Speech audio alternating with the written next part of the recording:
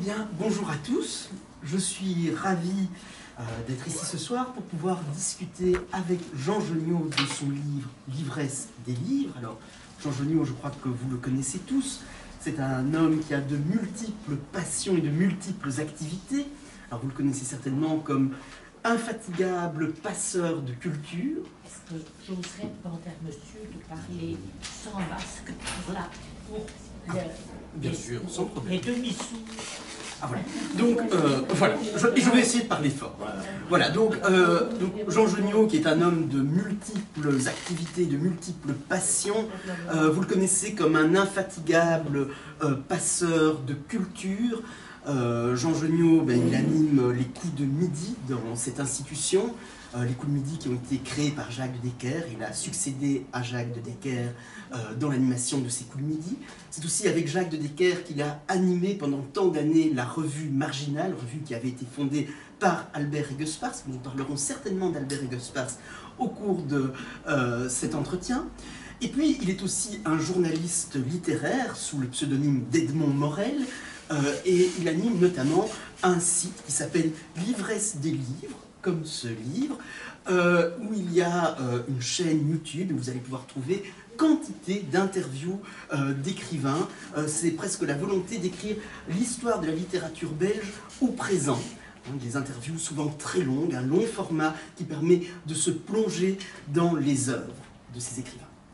Mais Jean Geniot, c'est aussi un écrivain qui a publié un roman que vous connaissez peut-être, Les mots de Maud, qui est un roman qui met en scène un écrivain public, qui est aussi un caméléon professionnel. Le genre de prédilection de Jean Geniot, c'est certainement la nouvelle. Ce n'est pas pour rien que Jacques Decker lui avait demandé d'être son complice pour redonner la vie à Marginal, puisque cette nouvelle version de Marginal était centrée sur la nouvelle littéraire. Et il a publié notamment Le Pavillon des douanes, l'année dernière à Saint-Idesbald, et un recueil de la collection Belgique qui est publié chez Caire Éditions, et puis également L'ivresse des livres qui devait paraître pour la Sainte-Jordi 2020. Alors, pour entrer dans ce livre, Jean Geniot, votre livre est un livre engagé, un livre qui a une forme d'héroïsme, comme le dit Jacques de Decker dans la préface qu'il lui a consacrée, parce que les 12 nouvelles de ce recueil sont animées par un combat commun, un combat pour la littérature, pour la défense de l'objet livre, et puis aussi pour la défense pour les gens du livre.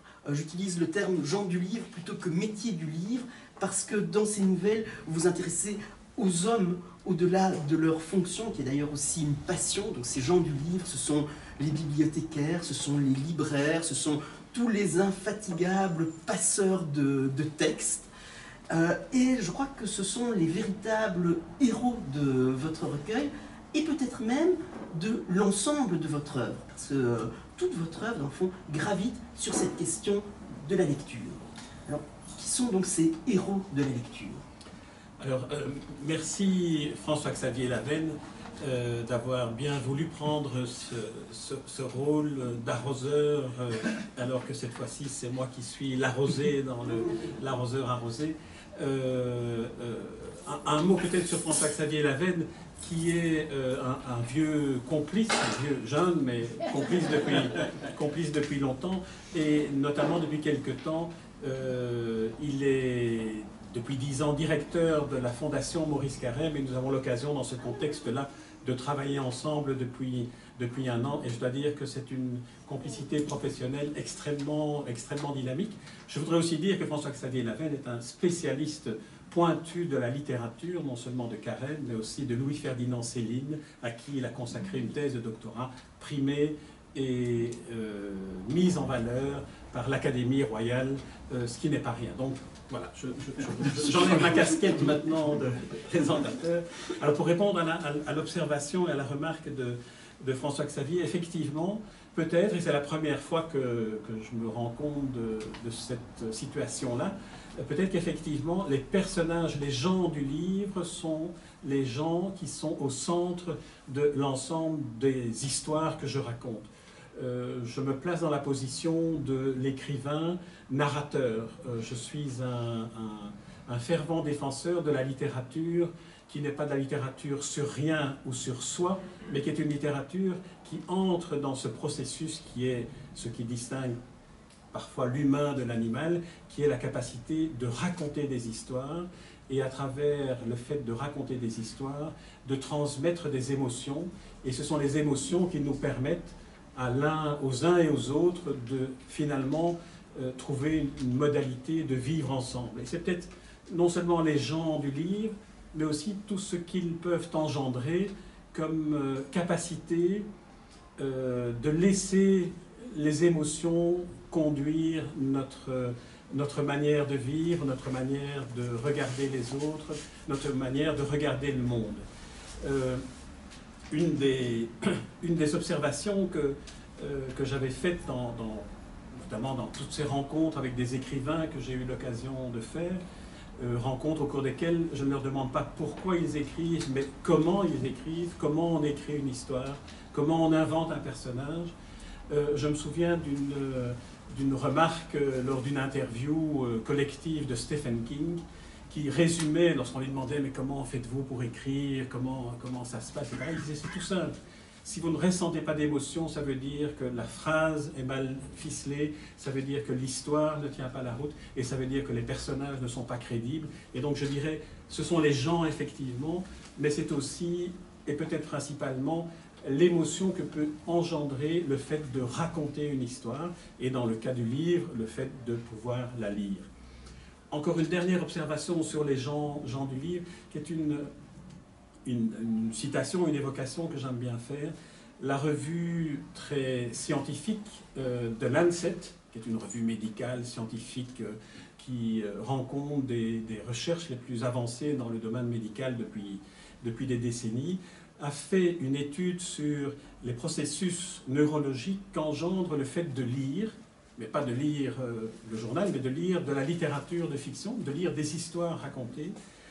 Et ils ont observé, en regardant les mouvements des différents neurones et les interactions, la plasticité du cerveau, du lecteur de livres de fiction, ils ont observé que le fait de lire, au plus on lisait des livres de fiction, au plus on avait une capacité d'empathie développée, plus grande, c'est-à-dire capacité de comprendre l'autre et de se mettre à sa place.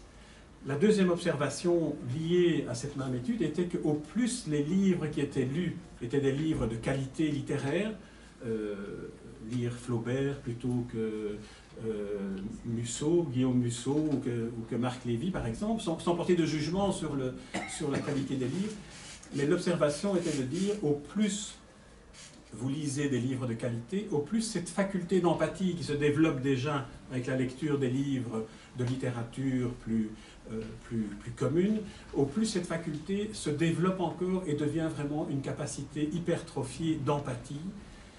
Une des explications est que les mécanismes neuronaux qui se déclenchent sont des mécanismes qui sont liés au fait d'adopter, de pouvoir se mettre à la place de quelqu'un d'autre littéralement et donc de pouvoir mieux le comprendre. Et ça, c'est une thématique qui est très présente dans votre livre, parce que dans ces nouvelles, ce qui ressort de ces nouvelles, c'est que les livres délivrent. Les livres peuvent nous soigner l'imagination, parce que dans vos nouvelles, il y a un plaidoyer pour cette imagination qui nous permet de nous projeter vers l'autre et de mieux comprendre le monde et l'autre. Et puis aussi, ces livres peuvent nous soigner presque physiquement, parce que je trouve ça très intéressant dans votre livre. Vous mettez en scène des personnages qui se soignent par la lecture. Alors, il y a une catégorie dans ces nouvelles qui est une catégorie qui appartient à l'utopie au sens le plus noble du terme. Une de ces nouvelles met en scène un personnage dont le prénom est Aloïs, qui est un personnage d'un certain âge et atteint de la maladie d'Alzheimer, d'où son prénom Aloïs sans doute. Et dans un monde futur, on se rend compte en observant le comportement d'Aloïs qui est dans une maison de retraite pour personnes qui ont aussi, comme lui, l'Alzheimer. On observe que ce personnage commence à adopter des comportements qui semblent indiquer que l'Alzheimer commencerait à réduire ses effets, et peut-être qu'on est sur le chemin d'une guérison et d'avoir trouvé la solution à cette maladie dont on sait aujourd'hui qu'elle est incurable et qu'elle est malheureusement irrémédiable dans son évolution.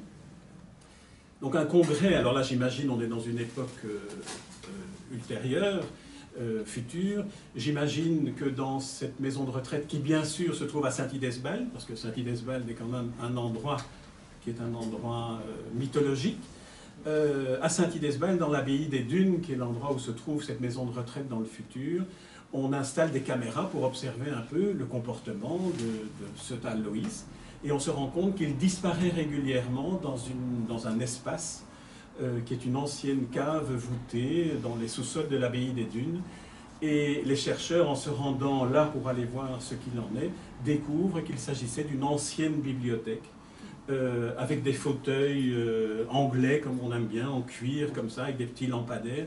Et cet Aloïs passait toutes ses nuits à lire des livres qui étaient tous des romans, comme ceux que je décrivais tout à l'heure, c'est-à-dire des romans qui racontent des aventures, qui racontent des histoires.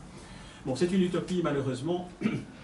J'avais soumis cette idée au professeur Jacques Brocci, qui est un spécialiste de neurochirurgie et des neurosciences, qui m'a dit, écoutez, monsieur Joniot, je vais vraiment vous décevoir, ainsi que tous ceux qui étaient dans la salle à ce moment-là, mais malheureusement, aujourd'hui, la science ne permet pas de déduire que la lecture crée suffisamment de changements dans les échanges de neurones pour amener à une guérison d'une maladie comme celle-là.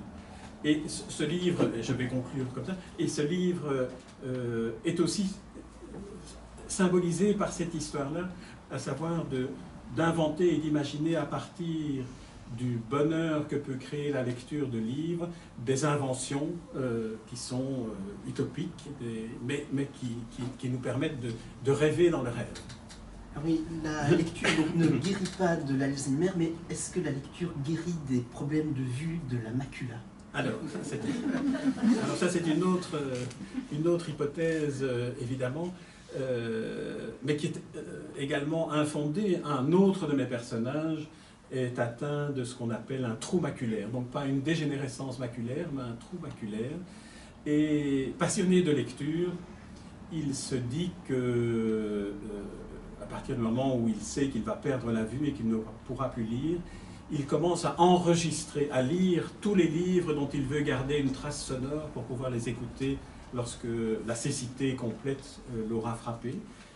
Et donc notre personnage commence à lire 24 heures sur 24, ou presque, à lire à voix haute des livres pour les enregistrer. Et il se rend compte que la dégénérescence annoncée tarde à venir, donc il se rend chez son ophtalmologue, son ophtalmologue qui constate avec lui, écoutez, je ne sais pas pourquoi, mais apparemment, votre dégénérescence maculaire est en train de se résorber. Et expliquez-moi, est-ce qu'il y a eu des changements dans votre vie? Et c'est à ce moment-là qu'il lui explique que dans son occupation quotidienne pour le moment, c'est de lire à voix haute des livres qui racontent des histoires. Donc peut-être que cela peut aussi engendrer ça. Mais c'est une manière aussi symbolique de dire ce que je disais tout à l'heure à propos de l'étude de la revue Lancet, à savoir que l'augmentation de l'empathie peut être aussi une augmentation du bonheur individuel et donc de permettre d'éviter des effets psychosomatiques de certaines agressions du monde contemporain. Voilà, oui, à côté donc de l'utopie de cette lecture qui pourrait soigner, il y a des cas beaucoup plus concrets dans vos nouvelles de personnes qui reconstruisent leur personnalité et leur rapport au monde grâce à la lecture, les livres qui permettent en quelque sorte d'apprivoiser le réel et de peut-être soigner quelques blessures qui ont été créées par le réel. On pense à ce jeune garçon de la nouvelle Médina, et puis aussi au portrait d'un père dans la nouvelle Mon père, ce héros, référence à Victor Hugo. Donc un père qui a vécu un drame dans sa vie et donc qui est plongé dans une profonde dépression. Et ce père va réussir à survivre grâce à la lecture, grâce aux grands livres qu'il lit, et aussi à exprimer une partie de ses sentiments. Et cette nouvelle est très émouvante parce qu'on a le regard de l'enfant qui progressivement comprend qui était son père et pourquoi il lisait tous ces livres. Je vous propose de lire simplement quelques phrases pour que vous puissiez sentir cette émotion. Aujourd'hui, Lorsque je me souviens de ces tirades incompréhensibles, je me rends mieux compte du souffle vital que la lecture des anciens lui restituait, mais surtout du refuge qu'elle lui procurait. Il aimait aussi, plutôt que d'exprimer les sentiments qu'il ressentait, en attribuer la formulation à des passages flamboyants qu'il puisait dans Shakespeare, Flaubert, Stendhal, Giono. Sans doute a-t-il trouvé dans les grands livres qu'il n'a jamais cessé de relire jusqu'à ses derniers jours le seul compagnonnage qui l'aida à survivre, littéralement, entre les lignes.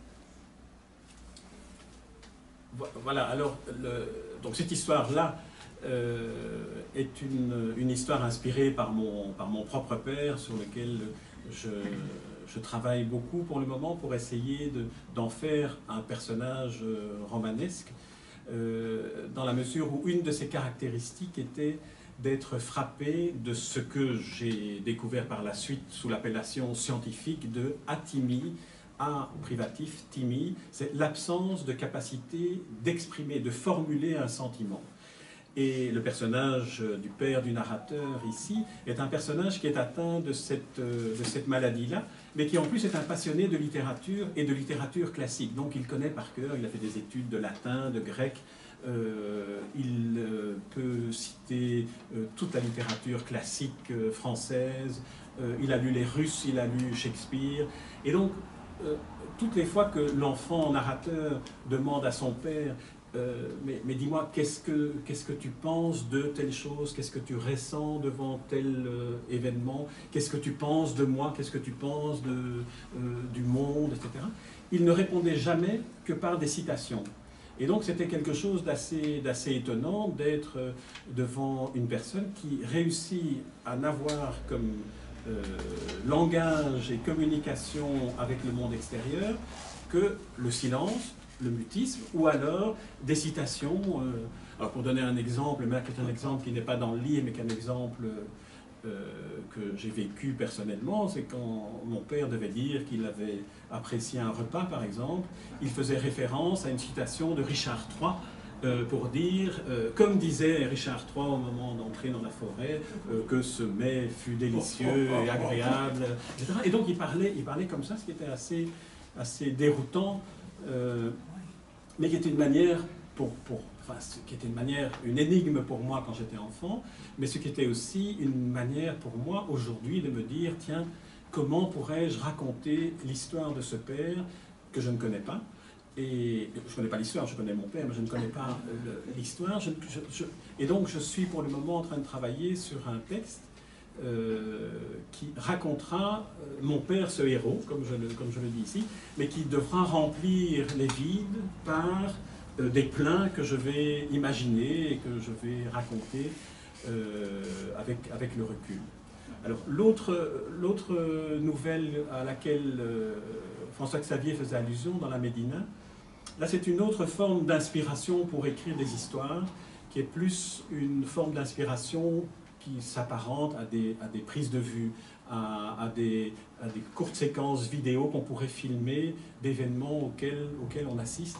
Et là, je vois mon ami Michel May, cinéaste, dans la salle, qui pourra bien comprendre qu'effectivement, avec une caméra, on peut aussi raconter des épisodes dont on a été témoin et que l'on reconstitue par la suite.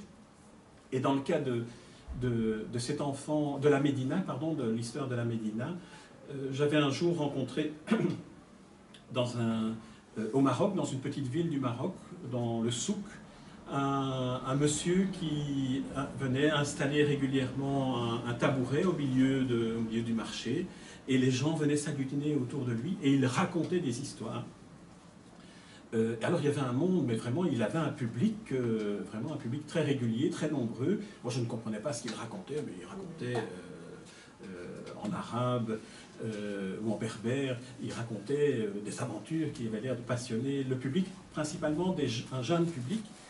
Et un de mes amis qui m'accompagnait, c'était un festival du conte, justement, me disait que ce vieux monsieur-là, lorsqu'il était enfant, allait se cacher derrière les écrans de projection du cinéma de la ville et allait regarder, par exemple, les 7 mercenaires, et puis quand il sortait, gamin, il racontait aux autres les 7 mercenaires, mais à la façon de l'enfant qui raconte que des brigands chevauchant des dromadaires viennent sauver une ville, etc. Et il s'en était fait une sorte de métier, et donc ce vieux monsieur était devenu le conteur dans un village comme celui-là. À côté de ces personnages qui ont le contact avec les livres, dans votre recueil, il y a une série de personnages qui n'ont malheureusement pas eu cette chance d'avoir le contact avec le livre, ou le contact est arrivé trop tard, peut-être parce que l'enseignement ne leur a pas offert cela comme possibilité, et vous portez un regard très critique sur le recul de la lecture dans l'éducation, et le fait que cela va produire des jeunes gens qui n'auront pas développé leur imagination, et donc cette capacité d'empathie, et donc cette possibilité de se projeter vers l'avenir. Et il y a une nouvelle qui m'a fait beaucoup réfléchir, qui part d'ailleurs d'un fait réel, qui raconte une série de jeunes délinquants qu'un juge va essayer de réinsérer par la lecture. Et là, c'est encore une autre manière d'écrire, c'est de partir d'un fait réel. Alors, quel est ce fait divers ? Alors là, c'est une autre manière d'écrire, effectivement, c'est partir d'un fait réel, d'un fait divers qui a été raconté dans les journaux, et puis de le réinventer d'une certaine manière, mais de le réinventer dans la forme à donner pour le raconter, mais rien dans ce que raconte cette nouvelle n'est inexact et n'est différent de ce qui s'est réellement passé. Alors l'histoire se déroule dans une ville des États-Unis, une ville du sud des États-Unis où se trouve la première école pour enfants noirs. Donc c'est une école qui est devenue une sorte d'école-musée. Alors quand vous allez sur Internet, vous voyez les photos de cette école-musée. C'est un baraquement tout à fait délabré, tout à fait presque en ruine. C'est comme un extrait de bidonville. Donc il ne ressemble pas du tout à une école, mais qui est symboliquement la première école aux États-Unis dans laquelle des enfants noirs ont pu recevoir un enseignement primaire. Et il se fait que, c'était il y a une quinzaine d'années, il se fait que des jeunes délinquants de cette ville-là n'ont rien trouvé de mieux que d'aller taguer des signes nazis sur les 4 murs de cette petite baraque. Ils ont été interpellés par la police, ils ont été conduits devant une juge, et la juge avait le choix dans son jugement, avait le choix entre une série de peines qui sont prévues par le code pénal. Ça peut être 1 an d'emprisonnement en maison d'internement pour jeunes gens, pour ceux qui étaient les plus jeunes, ou ça peut être 2 ans de travaux publics, ou ça peut être un emprisonnement réel pour les majeurs. Et puis elle s'est dit, et dans ma nouvelle, ce personnage, à la fin de sa carrière, fait une sorte de discours bilan devant ses collègues des événements qui sont survenus dans sa carrière de magistrate. Et donc elle raconte ça en disant: je me suis demandé quelle pourrait être, dans un principe de justice élémentaire, la peine qui serait celle qui correspondrait le mieux à une réparation par rapport à cet acte qui finalement est un acte symbolique, c'est du vandalisme symbolique. Si ça avait été tagué des signes nazis sur le mur d'un parking, ça aurait été bêtement une incitation, enfin bêtement, ça aurait été une incitation à la haine, à la violence nazie, à la commémoration nazie. Mais dans ce cas-ci, il y avait une dimension symbolique beaucoup plus grande. Et donc, elle a émis un jugement. Et si vous allez sur Internet, vous tapez le nom de la juge et vous entendrez le prononcer de son jugement. Son jugement est je vais imposer à ces jeunes gens une liste de 100 livres pour laquelle ils doivent me donner un compte-rendu tous les mois, d'au moins un livre pendant 2 ans. Et donc ces jeunes gens, dans une liste de 100 livres que vous trouverez aussi sur le site internet, dont vous trouverez les liens dans le livre, vous avez une liste de 100 livres que cette juge américaine a imposé à ces jeunes gens. Et dans mon histoire telle que je la raconte, la conclusion du discours qu'elle prononce est de dire « Je pense que c'est peut-être là le premier jugement où j'ai eu le sentiment que la peine correspondait au délit qui a été commis, ce qui est un principe de justice, de ne jamais infliger une peine qui soit démesurée ou disproportionnée par rapport au délit, ce qui constitue en réalité un déni de justice. » Donc voilà, ça c'est une autre source d'inspiration pour ce type de nouvelles, mais qui permet effectivement, je suis content de ce que François-Xavier Lavenne a dit, qui permet effectivement de réfléchir sur une autre fonction de la littérature qui est liée à l'empathie, mais qui est l'empathie sociale. Comment est-ce qu'à travers la lecture de certains romans, comme La case de l'oncle Tom, ou d'autres romans, je n'ai plus la liste des romans en tête, mais comment est-ce qu'on peut développer son auto-capacité à évaluer les valeurs réelles de certains actes qu'il faut ou pas commettre, du respect qu'il faut avoir pour certaines valeurs essentielles. Et donc, dans ces nouvelles, on a ce que la littérature fait au plan physique, ce qu'elle fait au plan intime, au niveau de l'âme, et puis ce qu'elle fait au plan social. Et il y a une autre nouvelle qui continue ce sillon, c'est la nouvelle Peine perdue, où là, on a un personnage pour qui la littérature arrive beaucoup trop tard. Là, il est prévenu, il est en prison, il est jugé pour un meurtre. Et il découvre les livres en prison par l'une de ses activités que l'on fait pour les détenus. Et soudain, il découvre que le livre est, je cite, le seul espace, le livre de fiction, le seul espace où on ne juge pas. Et le roman qu'il lit, c'est Simon la bonté de Aegisthus. Et donc, est-ce que vous pouvez nous parler d'Albert Aegisthus et de ce livre, Simon la bonté, pour ceux qui ne l'ont pas encore lu, pour qu'ils le lisent aussi avant qu'il ne soit trop tard? Alors, d'abord, la nouvelle, là aussi, s'est inspirée d'un vécu, en quelque sorte, ou en tout cas d'une connaissance d'une situation qui est que des ateliers d'écriture et des ateliers de lecture sont organisés en prison pour les délinquants et qu'ils peuvent apporter énormément, ne serait-ce que pour donner des informations, occuper l'esprit et donner des connaissances nouvelles aux prisonniers, mais également dans le cas de la lecture de romans, c'est se trouver face à des histoires dans lesquelles la complexité de l'être humain est mise en évidence comme étant un état. L'état complexe fait partie de ce qu'est la nature humaine, et d'autre part, les romanciers, comme Simenon, pour ne citer que lui, sont par principe des raconteurs d'histoires dans lesquels ils ne portent pas de jugement.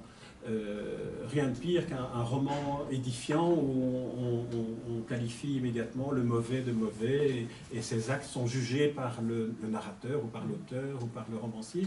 Non, il faut présenter, comme le dit Simenon, je ne veux pas juger mes personnages et je les laisse libres de leurs pulsions sans jamais entrer dans un mode de jugement. Alors Albert Aegisthus, donc en écrivant, là c'est un peu une technique d'écriture aussi, en écrivant cette histoire, donc d'une rédemption par la lecture en cours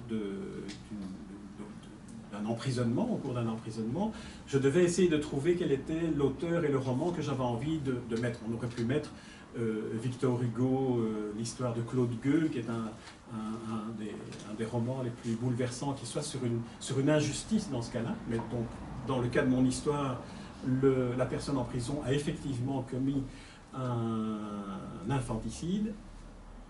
Et je devais donc trouver un livre, un auteur qui me parle et que j'ai envie de faire connaître. Donc Albert Aegisthus est un des grands poètes, nouvellistes et essayistes du siècle dernier. Il est mort en 1981 et il est né avec le siècle en 1901. Donc il a connu presque tout le siècle en étant actif en écriture. Il était le créateur de la revue Marginale dont on parlait tout à l'heure. Il est un très grand poète, un essayiste aussi. Je vous conseille de relire son essai « Capitalisme et culture » qui est vraiment écrit en 1936-37, un essai qui nous fait réfléchir aujourd'hui aussi sur ce que nous avons vécu pendant la pandémie, sur le fait que la culture n'était plus prioritaire dans les actions à mener pour lutter contre la pandémie, pour créer des confinements. Et dans son roman Simon la bonté, qui est un des 5 romans d'Albert Aegisthus, il raconte aussi l'histoire d'un meurtre, l'histoire du remords de celui qui a tué, et l'histoire aussi d'une forme de rédemption de celui qui a assassiné. Et donc c'était pour ça que je voulais prendre ce roman-là, mais j'aurais pu en prendre d'autres, mais je voulais prendre le roman d'Aiguepars. Voilà, je pense que... Oui, mais cette intersexualité enrichit la lecture et donne tout le sens de la nouvelle. Et donc voilà, c'est une porte ouverte qui invite à s'évader et à prolonger cette lecture et à mieux comprendre la nouvelle. Je trouve que c'est très intéressant parce qu'il y a quantité de références comme celle-là dans vos nouvelles. Il y a des références à Victor Hugo avec un magnifique texte écrit à Bruxelles sur la paix des États-Unis d'Europe, des références aussi à Aragon, et puis des références à Cervantes et à Don Quichotte, parce que ce livre devait sortir un jour tout à fait particulier, peu connu des francophones, le jour de la San Jordi, qui est le jour de la mort de Cervantes. Et dans votre nouvelle, la lecture de fiction ne rend pas malade, elle ne brouille pas la perception du réel, comme dans Don Quichotte. Au contraire, les livres permettent de voir soudain plus clair. Je crois que c'est vraiment ce qui ressort de vos nouvelles. Et on se rend compte à cette lecture que les hommes ont besoin de livres autant que d'air, autant que d'eau, mais ils ne s'en rendent pas compte, ou bien ils ne s'en rendent parfois plus compte. Et c'est l'autre aspect de ce livre, c'est que vous tirez la sonnette d'alarme, vous constatez une évolution dangereuse.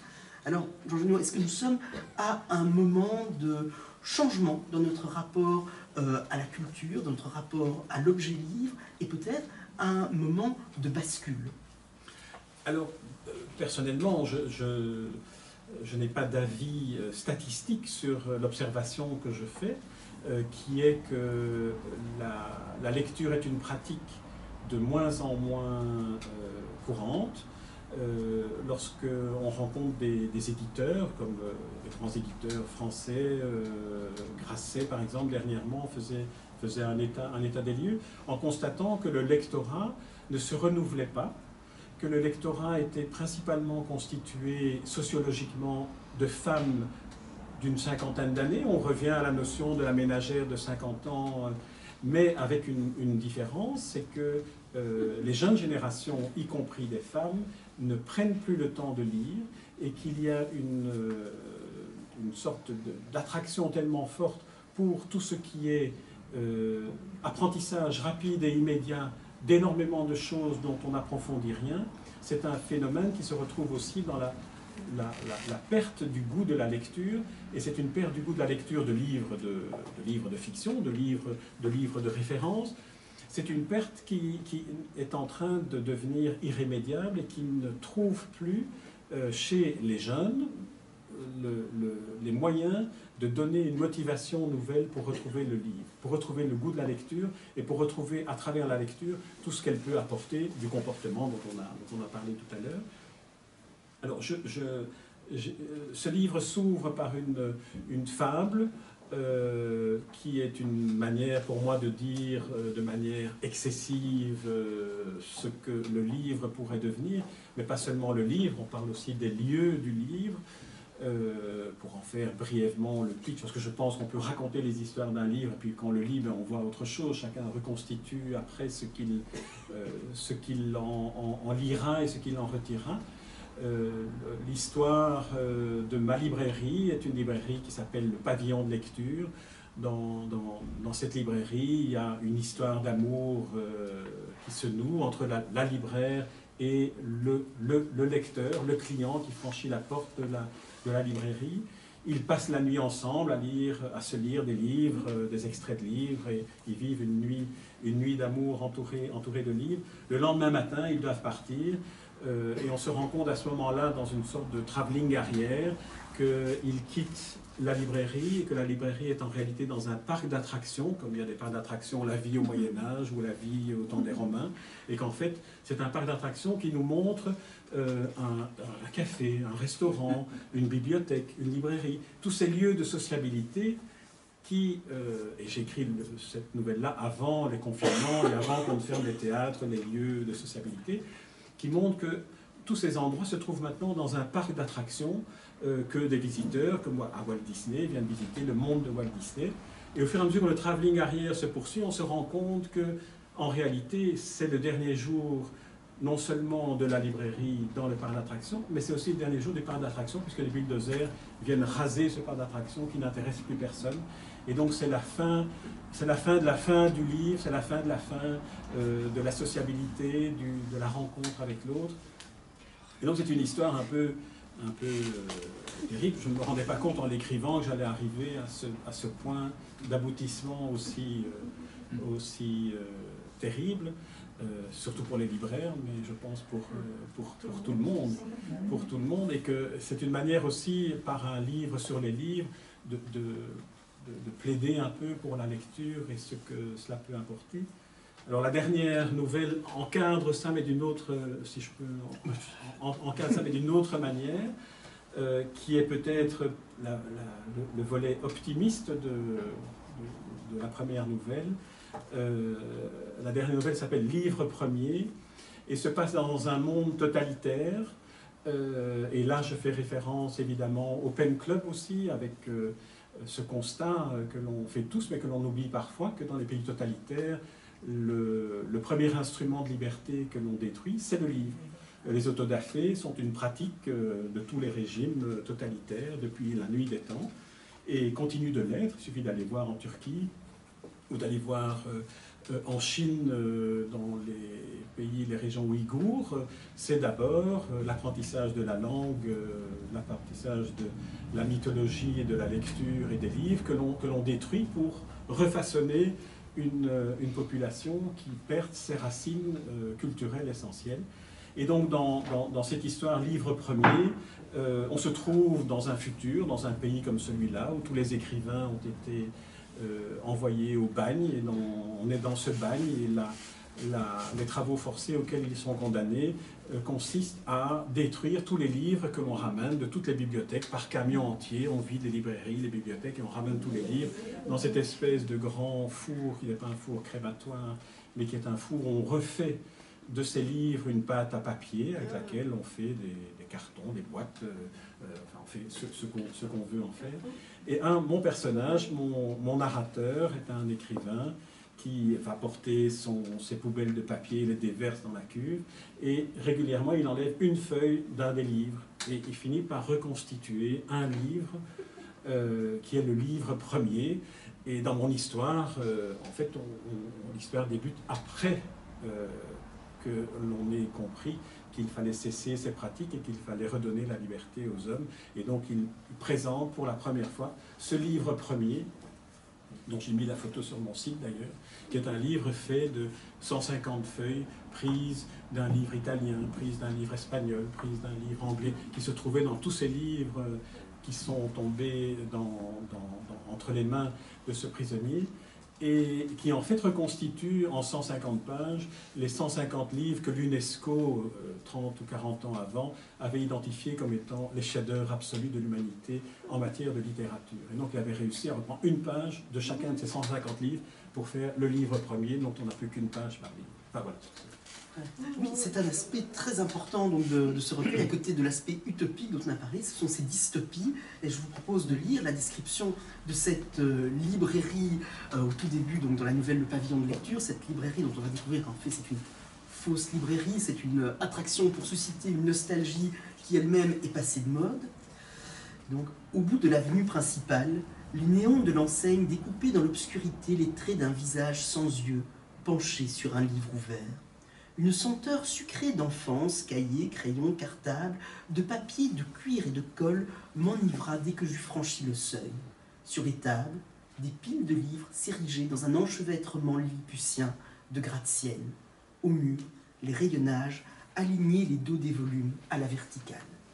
Voilà, il y a toute la nostalgie d'une période qui pourrait se perdre, d'un trésor de l'humanité qui pourrait se perdre, et vous identifiez, je crois que on en a déjà identifié quelques-uns, plusieurs causes. Et dans cette nouvelle-là, vous identifiez comme cause principale l'évasion dans les paradis virtuels. Alors c'est écrit avant le confinement. Donc là, il y a une prescience de l'artiste. Je crois que le confinement a profondément changé notre rapport à la culture. Peut-être nous a fait prendre conscience de certaines choses. Comment avez-vous vécu cette période? Qu'est-ce qu'elle a changé, à votre avis, dans la société?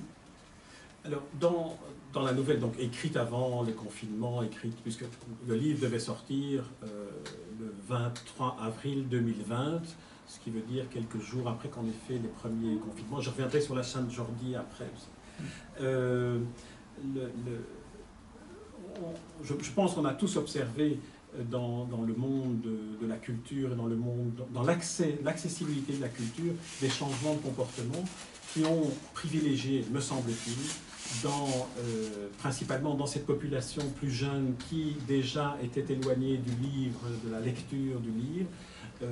On a observé cette fascination pour l'écran sous ses différentes formes, que ce soit les smartphones, que ce soit l'Internet, que ce soit les écrans d'ordinateur sur lesquels on s'est trouvé pendant 2 ans en télétravail. Donc on se trouve en permanence devant l'arme du crime ou devant la tentation suprême de ne plus faire rien d'autre que de vivre dans un monde virtuel.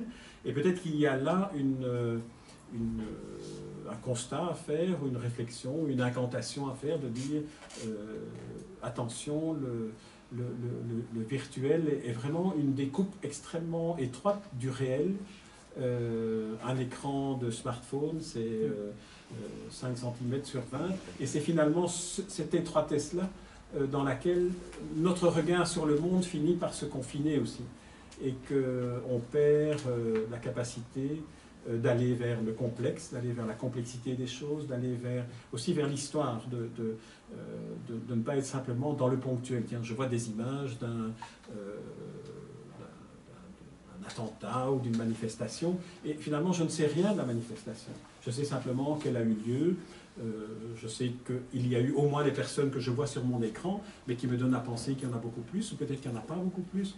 Donc on est dans un environnement où non pas le faux, mais le non vrai, si j'ose dire, ou le non complètement vrai prévaut sur tout ce qu'on pourrait obtenir comme moyen de se faire sa propre opinion sur les choses, sur les événements, sur les autres. Et donc il y a là peut-être une interrogation, une crainte, un combat à mener pour que le livre, et à nouveau, pas nécessairement le livre savant, mais le livre qui nous raconte des histoires et qui nous replace dans ce sillage humain qui fait que nous avons besoin de mythes, nous avons besoin d'histoires, nous avons besoin qu'on nous enchante. Si vous avez des jeunes enfants et que vous leur racontez une histoire, quelle qu'elle soit, vous verrez qu'il y a ce décalage à un moment donné qui fait qu'ils entrent dans un autre univers, qui est un univers magique, qui est un univers de fiction. Un écrivain anglais, Coleridge, utilisait cette formule que je trouve très, très juste pour décrire l'état dans lequel un lecteur se trouve lorsqu'il lit. Il abandonne consciemment toute incrédulité. C'est l'abandon conscient et volontaire de l'incrédulité. C'est-à-dire que je décide que je vais entrer dans un univers où je crois ce qu'on me raconte, tout en sachant que j'abandonne mon incrédulité et je me laisse bercer par une histoire. Et cela fait partie d'un des besoins, je dirais un besoin fondamentaux de l'humanité. Ce serait dommage de le perdre, me semble-t-il, mais c'est peut-être parce que j'adore la littérature et que j'étais nourri par ce père qui me faisait des citations en latin en permanence. Comme le disait Jacques Decker, on n'est jamais confiné lorsqu'on a une bibliothèque. Oui, et c'est vrai que les écrivains aussi, lorsque j'ai interviewé plusieurs écrivains sur que faisaient-ils pendant le confinement, qu'est-ce que ça a provoqué chez eux comme changement éventuel de comportement. Et par exemple, j'ai fait une interview dernièrement de William Boyd qui dit, vous savez, pour les écrivains, finalement, on est toujours confinés, puisque pendant 2 ans sur 3, on écrit, et pendant 1 an sur 3, on parle du livre, et c'est à ce moment-là qu'on sort dans le monde réel. Mais voilà. Alors, parmi les dangers que vous pointez pour le livre et pour la littérature, il y a donc cette évasion dans de faux paradis virtuels qui prennent trop d'attention et qui risquent de nous détourner de cette culture. Nous avons aussi évoqué les régimes totalitaires et donc toute la question de la censure. Et là, j'ai eu l'impression que vous mettiez l'accent sur le fait que la liberté d'expression est grandement en recul et qu'il y a de nouvelles formes de censure qui apparaissent sans cesse. Et que vous attiriez l'attention sur ce grave problème de société. Alors, la censure, elle existe de différentes manières. D'abord, la censure la plus évidente, mais qu'on a parfois tendance à ne plus connaître justement parce qu'on ne s'intéresse pas à l'actualité du monde, c'est la censure dans des pays comme la Turquie ou la Chine que j'ai évoqué tout à l'heure, une censure manifeste, c'est-à-dire qu'on ne peut pas, ou qu'on n'écrit pas, ou qu'on ne publie pas, ou qu'on ne diffuse pas certains écrits. Une des manières plus perverse de procéder à cette censure, et c'est ce que la Chine pratique par exemple avec les Ouïghours, pour revenir à cet exemple-là, c'est qu'on coupe la possibilité à une population d'être enseignée, d'être éduquée et d'avoir accès à sa propre langue. On sait que la langue est la manière dont on se raconte le monde, c'est-à-dire comme on le recrée avec ses mots à soi, avec sa manière, avec sa construction syntaxique du monde à soi. Et à partir du moment où vous interdisez l'enseignement ou la pratique d'une langue régionale, mais dans le cas des Ouïghours, c'est une langue régionale de 150 millions de personnes, donc ce n'est pas petit, c'est quand même... il y a là une censure qui finit par s'installer en 2 ou 3 générations, puisqu'on aura des enfants devenus adultes qui n'auront pas eu accès à leur langue maternelle. Ça, c'est une autre manière de censure.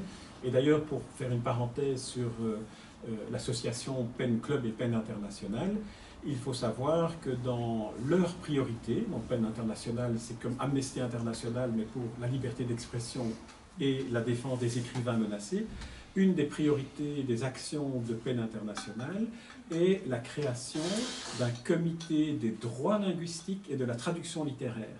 C'est très important parce que les droits linguistiques, c'est un des versants de ce que je viens de vous dire, à savoir la liberté pour chacun de pouvoir utiliser sa propre langue, que cette langue soit minoritaire ou que cette langue soit une langue menacée ou qu'elle soit une langue dont on craint qu'elle ne puisse diffuser des idées réactionnaires ou contre le régime. Le deuxième volet, c'est la traduction littéraire qui permet à ces langues minoritaires de trouver un public en dehors de leur propre territoire, ce qui permet à des langues et donc à une vision du monde qui ne nous est pas familière d'être rendues accessibles pour le grand public et éviter cette sclérose de la pensée et de la vision du monde qui serait une langue unique, qui serait ou l'anglais, ou le chinois en Chine, ou l'espagnol, et qui éliminerait toutes les autres langues dites régionales ou minoritaires, comme le catalan en Espagne, ou comme l'ouïghour en Chine, ou comme d'autres langues qui participent à cette revendication d'une authenticité culturelle. Le troisième élément, mais qui m'échappe maintenant, donc je ne pourrais pas le dire. J'avais un troisième élément que je souhaitais vous dire, mais voilà, c'est pas grave, vous allez le trouver. Ça va peut-être revenir. Donc, alors moi, j'avais un autre troisième élément, c'est qu'il me semble que dans vos nouvelles, il y a une troisième menace contre le monde les lieux du livre. C'est une logique froide et commerciale qui vise à fermer tout ce qui n'est pas rentable. Il y a une nouvelle qui s'appelle L'Exploit, qui raconte la fermeture d'une librairie, qui est la dernière librairie d'une ville. Et elle se ferme dans une sorte d'apathie ambiante, dans une sorte d'amnésie généralisée. Et on se rend compte que le libraire est dans le fond le dernier résistant. Et ce que j'ai trouvé très intéressant dans cette nouvelle, c'est qu'elle est écrite d'un point de vue tout à fait original. On se rend compte à la fin de la nouvelle qu'elle est écrite du point de vue d'un livre. Et je vous laisse deviner quel va être le livre. Donc, vous allez découvrir. C'étaient les derniers livres mis en vente dans la dernière librairie de la ville, celle qui avait résisté le plus longtemps, le plus opiniâtrement. Une fois le dernier client parti, le volet baissé, le vieil homme s'est affalé sur son fauteuil, tenant d'une main un livre ouvert, de l'autre le balai qu'il venait d'utiliser pour nettoyer une dernière fois.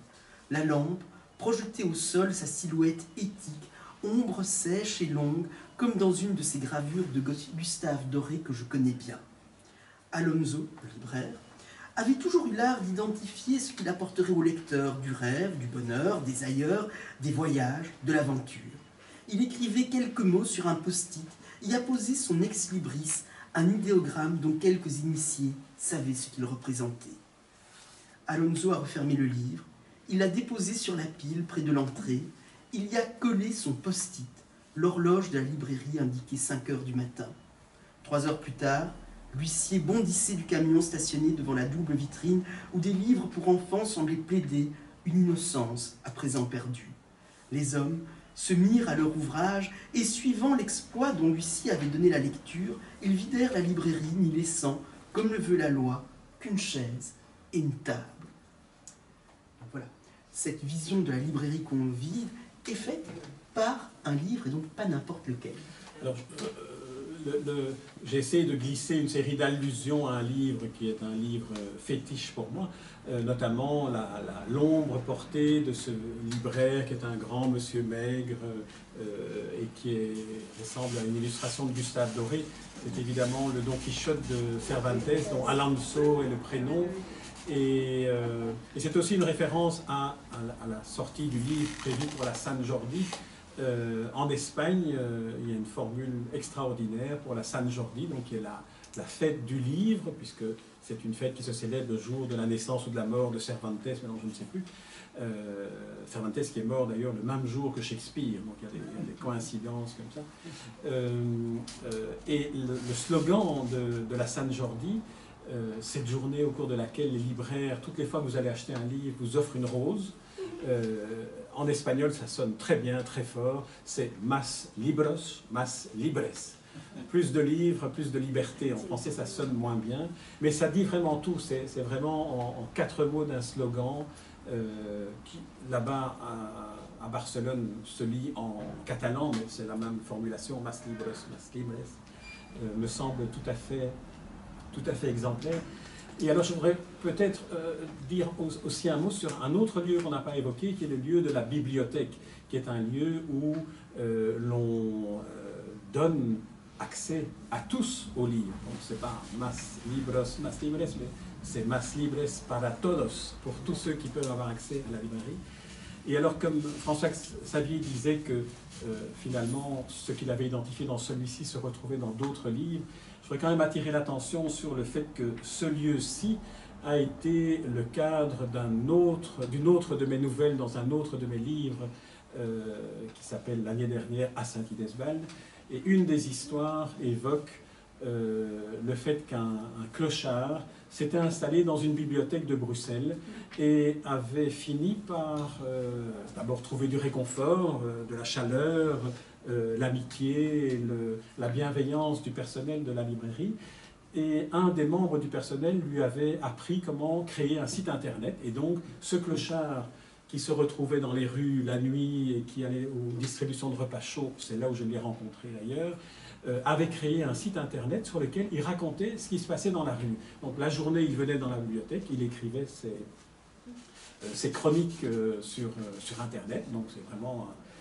Et il se fait que cette bibliothèque est la bibliothèque des riches clercs, puisque j'ai vraiment rencontré ce clochard lors d'une distribution de repas chauds. Je ne croyais pas ce qu'il me racontait, donc je lui ai dit, mais écoute, allez, il faut raconte-moi comment techniquement tu fais. Donc il m'a raconté qu'il venait ici, l'accueil qu'il avait ici, et ce recueil, donc le pavillon des douanes, et cette nouvelle qui s'appelle Room Service, raconte le destin de ce clochard, qui était ici à la bibliothèque des riches clercs, que j'ai appelée la bibliothèque des riches heures, et dont la bibliothécaire principale ne s'appelle pas Marie-Angèle, elle s'appelle Marie-Ange dans mon récit.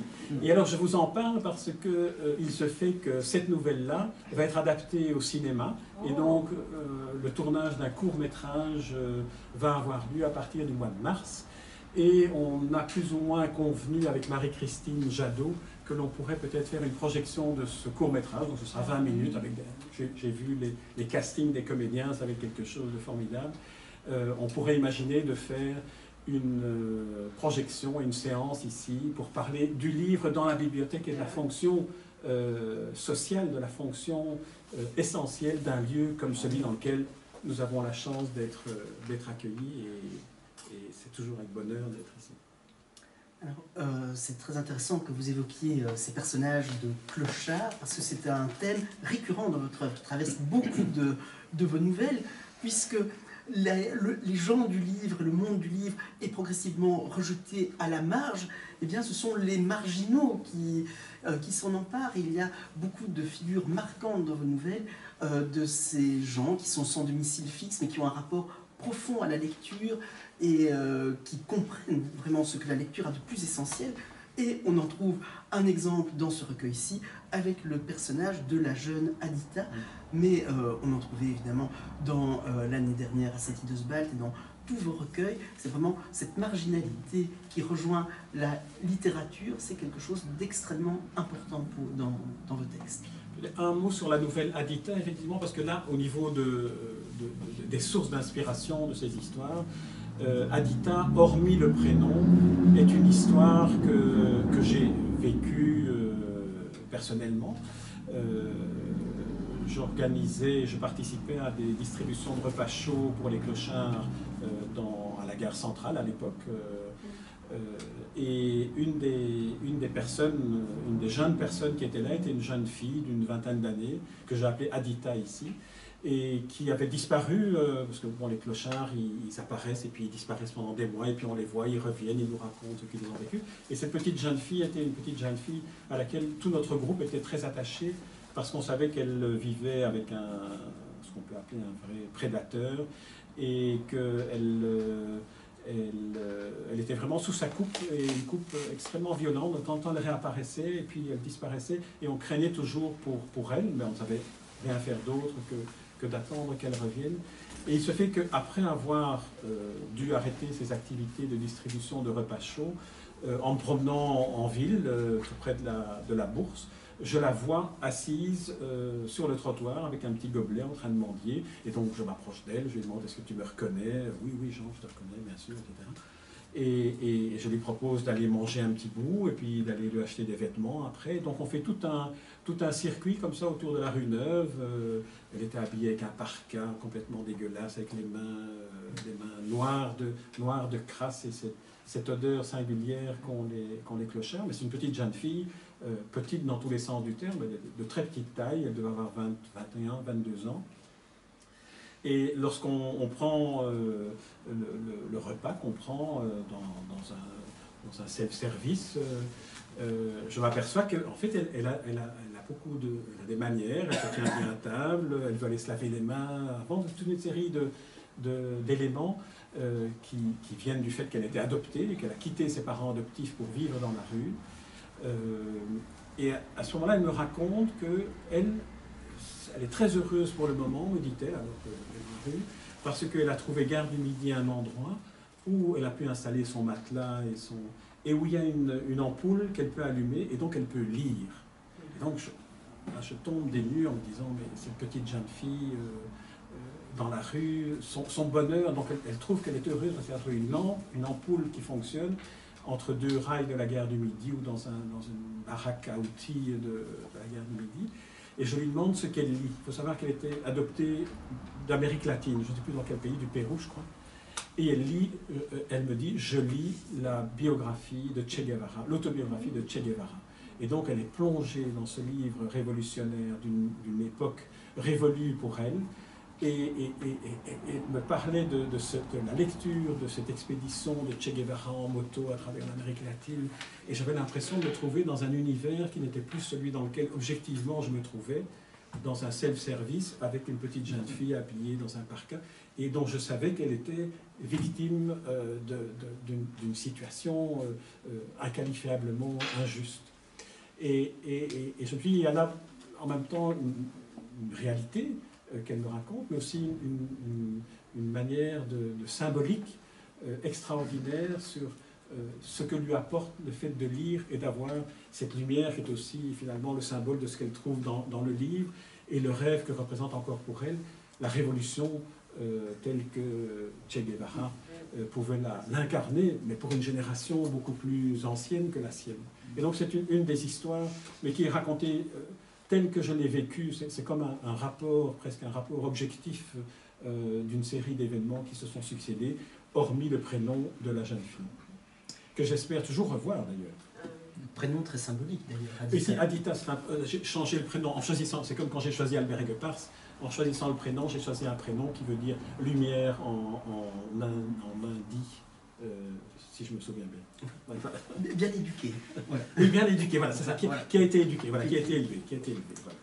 Alors, dans ces nouvelles, il y a aussi un jeu malicieusement autofictionnel que vous affectionnez, qu'on trouvait déjà dans Belgique, puisqu'il y a deux personnages récurrents dans les nouvelles de Jean Geniot. Il y a souvent le personnage de Jean ou de Jeannot, qui est généralement un enfant ou un jeune homme qui est confronté à la brutalité de la réalité, et vous envoyez ce Jean ou ce Jeannot dans des situations très difficiles. Ici, c'est un jeune soldat qui part pour la guerre 14, et ce personnage de Jean ou de Jeannot essaie de comprendre le monde qui l'entoure, et de comprendre aussi qui il est, et souvent il a besoin des livres pour essayer de trouver la vérité.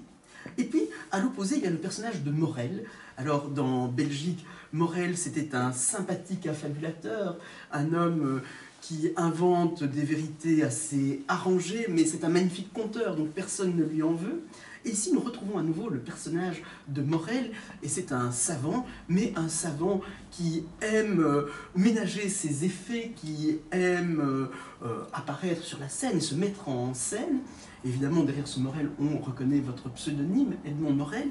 Et ce que je trouve très intéressant, c'est qu'à côté de L'ivresse des livres de Jean Geniot, il y a L'ivresse des livres d'Edmond Morel, qui est un site internet.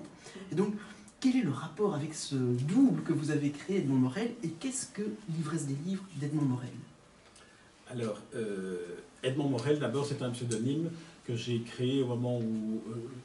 un de mes rêves, c'était de faire de la radio et de faire des interviews d'écrivains ou des interviews de créateurs, d'essayer de comprendre un peu le processus de la création. Et je me suis dit, je ne vais pas me lancer sur Internet avec mon propre nom sans savoir ce sur quoi on va aboutir. Enfin, c'était il y a quelques années. Tout le monde ne créait pas de blog à l'époque. J'étais un des premiers, je crois, à créer un blog littéraire centré sur de l'interview d'écrivains. Et donc je me suis dit, je vais trouver un personnage qui m'intéresse. Je vous ai dit ma passion pour Don Quichotte. J'ai une passion pour un autre livre peut-être plus grande encore, qui est Le Comte de Monte Cristo. Et Edmond Morel, Edmond c'est le prénom Edmond Dantès évidemment, et Monsieur Morel c'est en fait le papa de Mercedes, la fiancée idéale, la fiancée perdue d'Edmond Morel, d'Edmond Dantès, et c'est le nom de l'armateur du bateau à bord duquel Edmond Dantès arrive à Marseille au début du roman. Donc ça c'est pour l'Edmond Morel, le personnage, alors que j'ai un autre personnage aussi dans les livres précédents, qui est un personnage avec une sonorité russe, qui est Dostkin, et qui est un personnage de traducteur. Donc on parlait tout à l'heure des droits linguistiques, et donc j'ai un personnage récurrent qui est un personnage de traducteur, qui est aussi un personnage malicieux, puisqu'il traduit à sa guise, et suivant ce qu'il veut qu'on lise, et pas suivant ce qu'il a entendu qu'on disait dans la langue que lui seul peut pratiquer. Ce qui est très utile, c'est en quelque sorte un traducteur et interprète indélicat qui travaille notamment à la Commission européenne ou au Parlement européen, et donc qui négocie à la place des unilingues, puisque lui est le seul à pouvoir parler plusieurs langues. Donc ce personnage-là est un personnage un peu comparable au Edmond Morel, qui est aussi un personnage mais plus espiègle, je dirais, que par exemple dans la nouvelle Aloïs, il est le directeur d'une équipe scientifique qui vient essayer d'observer les effets de la lecture sur Alzheimer. Mais c'est un bon vivant, un joyeux drill, il est un peu comme un animateur de joyeux scientifiques qui... Mais voilà, ça fait partie. C'est pour ne pas que le livre n'est pas... il y a des histoires graves, il y a des situations graves décrites dans le livre, mais aussi, comme dans Belgique, des situations plus plaisantes, comme mon Edmond Morel qui, dans le recueil Belgique, suivait la phrase de Jacques Brel disant le plus difficile, ce n'est pas d'aller en Chine, c'est de quitter Rode-Saint-Genèse ou de quitter Scarbeck, etc.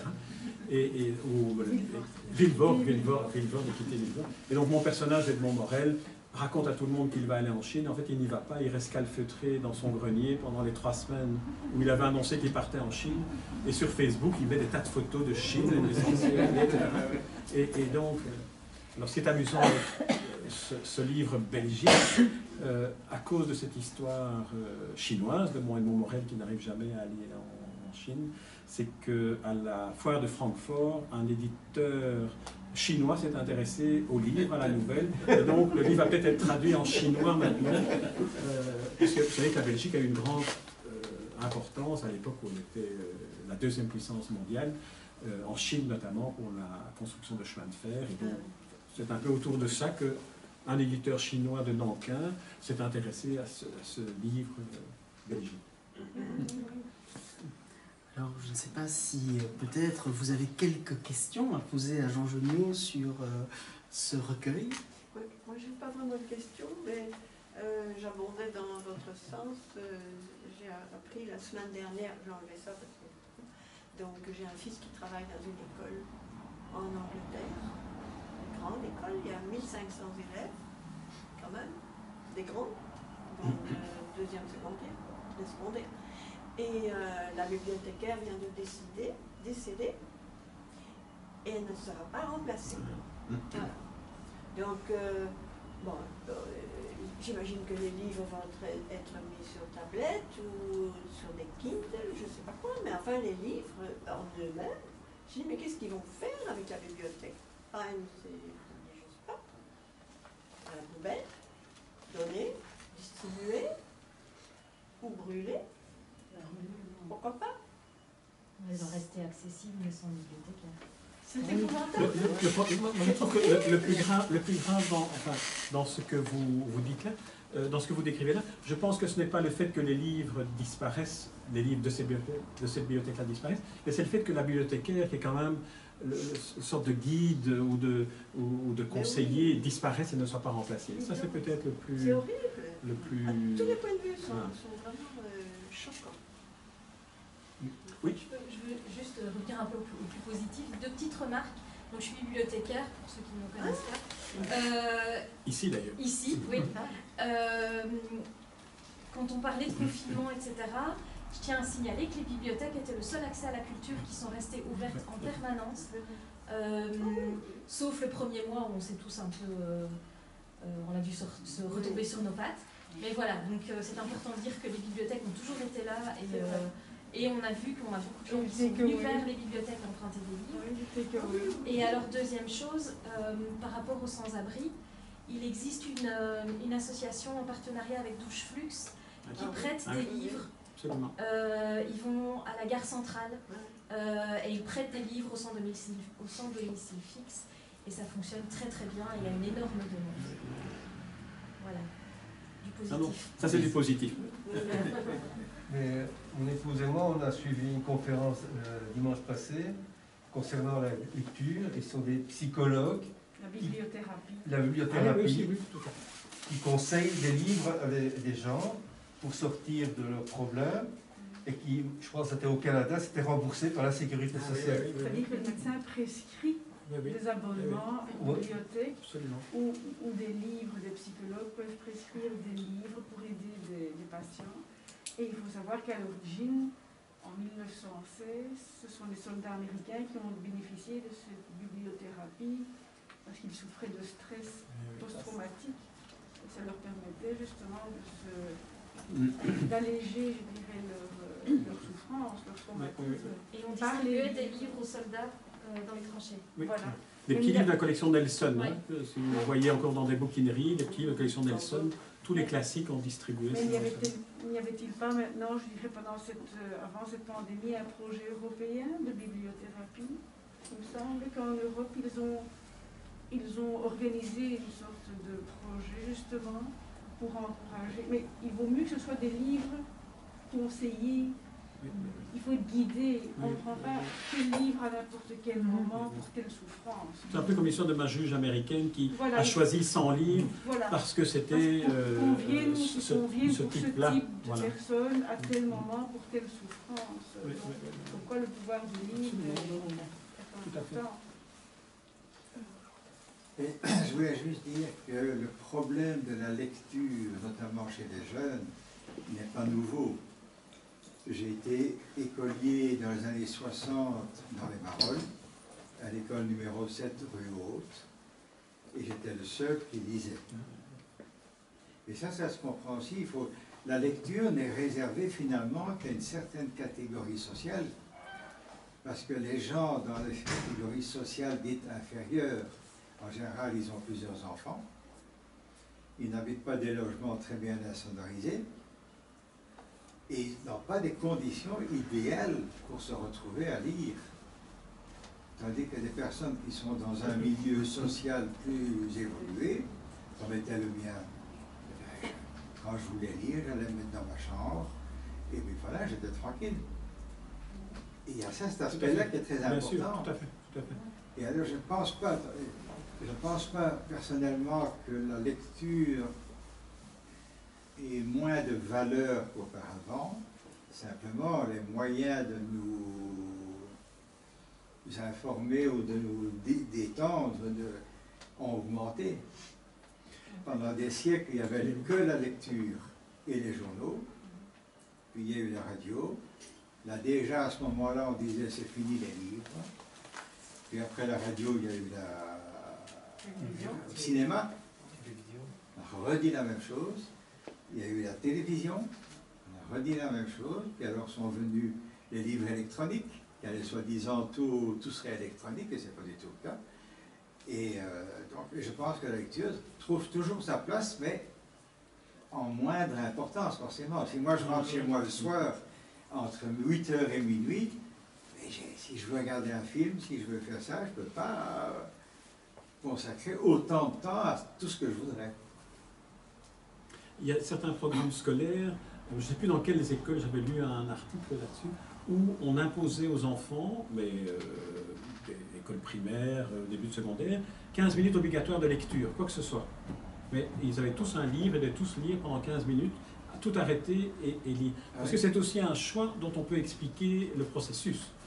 Entre 8h et midi, vous êtes chez vous, vous avez le choix, effectivement, donc ça veut dire que vous avez aussi ce choix-là. Et si on vous l'a appris lorsque vous étiez à l'école, peut-être qu'il y a plus de chance. On l'a appris à l'école parce qu'on avait l'obligation de lire des livres, mais vis-à-vis d'une population marolienne, avec tout ce que ça comporte, ça ne marchait pas.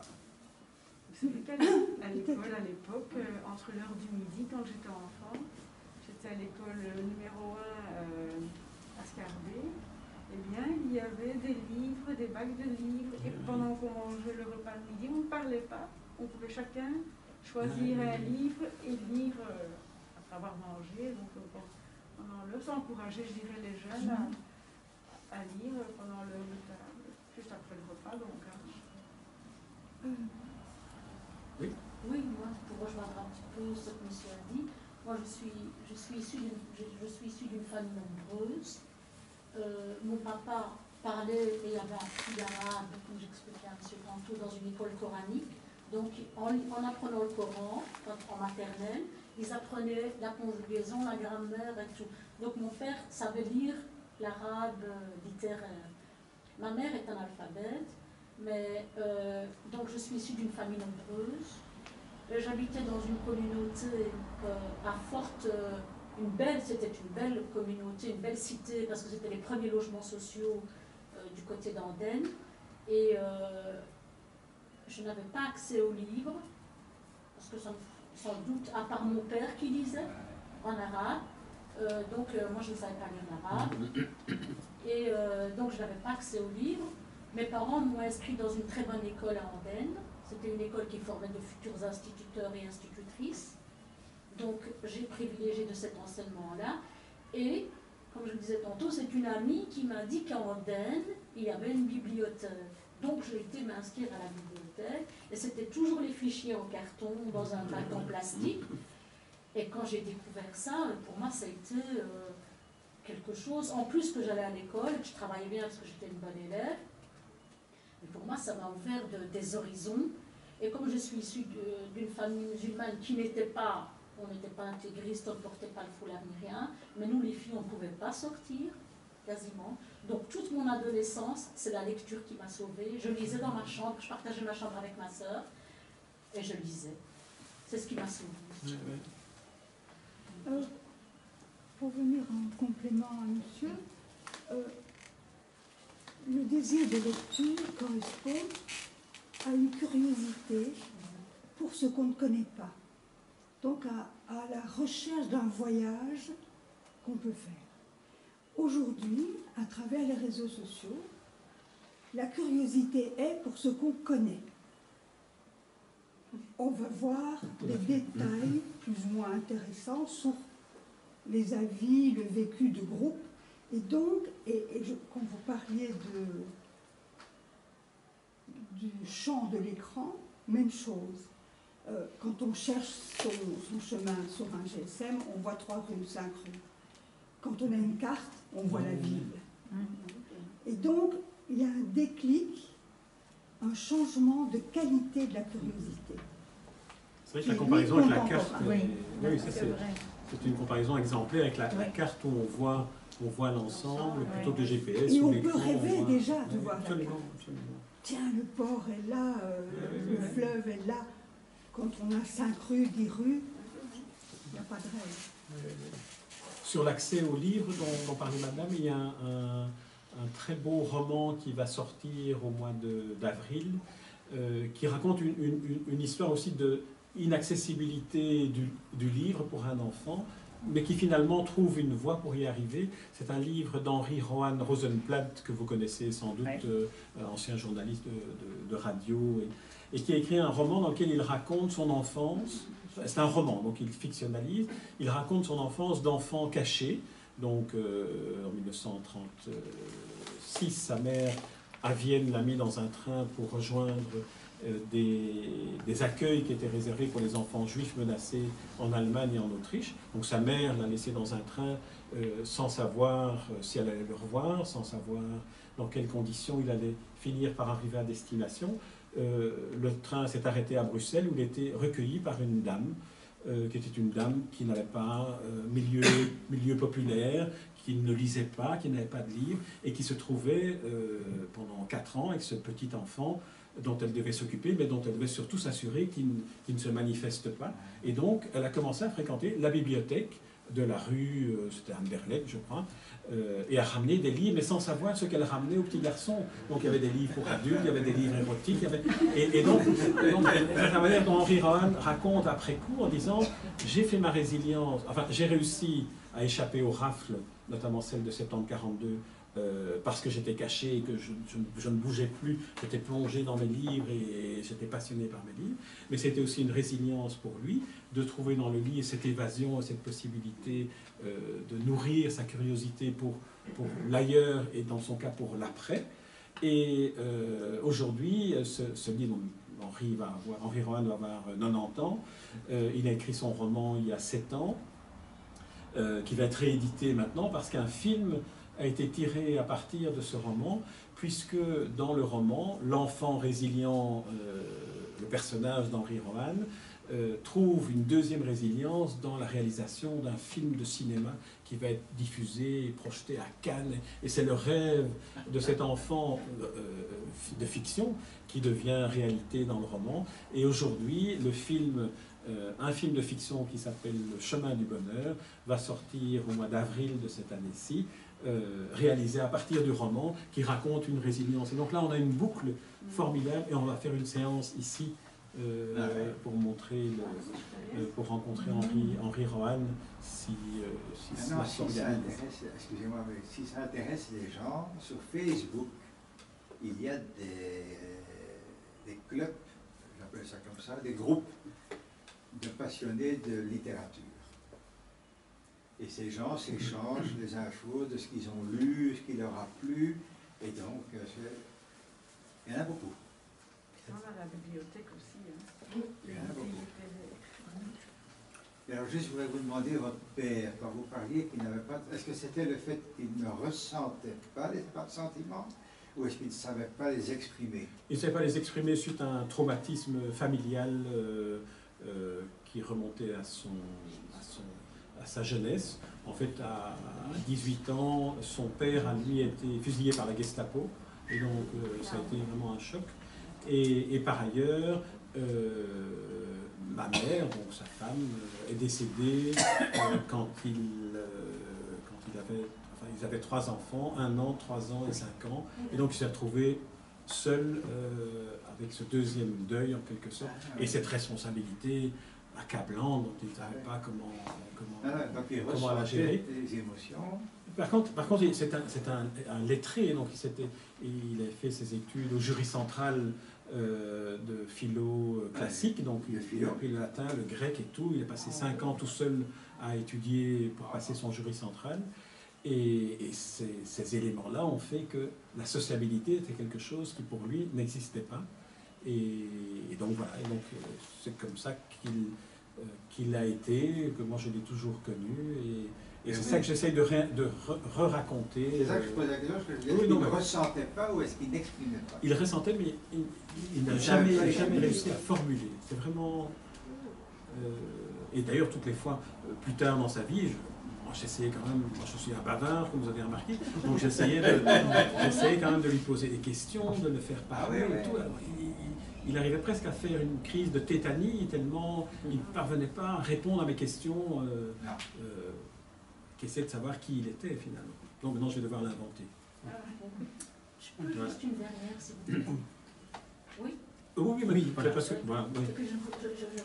En fait, c'est parce que tantôt vous avez parlé du fait que les gens ne puissent pas s'exprimer dans leur langue, oui.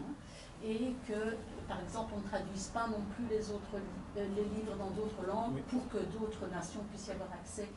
Mais par exemple, dans certains pays, ça n'en a pas l'air, mais par exemple, comme au Maroc, eh bien, par exemple, vous avez des gens qui ont fait des études universitaires, qui sont de très bons, qui ont la plume et tout, mais on ne leur donne pas l'accès à la publication de leurs ouvrages.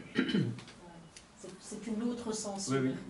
Ils ont les capacités, ils ont fait les études universitaires, ils ont passé toutes les épreuves parce que c'est pas facile, c'est toujours le système du concours comme en France, parce qu'ils se sont calqués sur la France pour les études. Donc il y a des gens qui arrivent, qui ont de très bons niveaux, mais on ne leur permet pas de s'exprimer, on ne publie pas leurs livres, il n'y a pas d'éditeur qui s'engage. Voilà, on voit combien les livres nous font réfléchir, nous obligent à nous poser des questions, aussi comment les livres nous relient les uns aux autres, et nous permettre de mieux voir la réalité qui nous entoure. Et je vous propose de continuer ces discussions peut-être en plus petits groupes, et de continuer à réfléchir donc à ces livres et surtout à découvrir de nouveaux livres, parce que je crois que l'un des termes majeurs qui est sorti de cette discussion, c'est la curiosité. Le livre, c'est un objet qui vers lequel on va par curiosité, qui nous ouvre de nouvelles curiosités, qui nous ouvre sans cesse de nouvelles fenêtres. Et donc, je crois que c'est une belle conclusion pour cette soirée. Merci.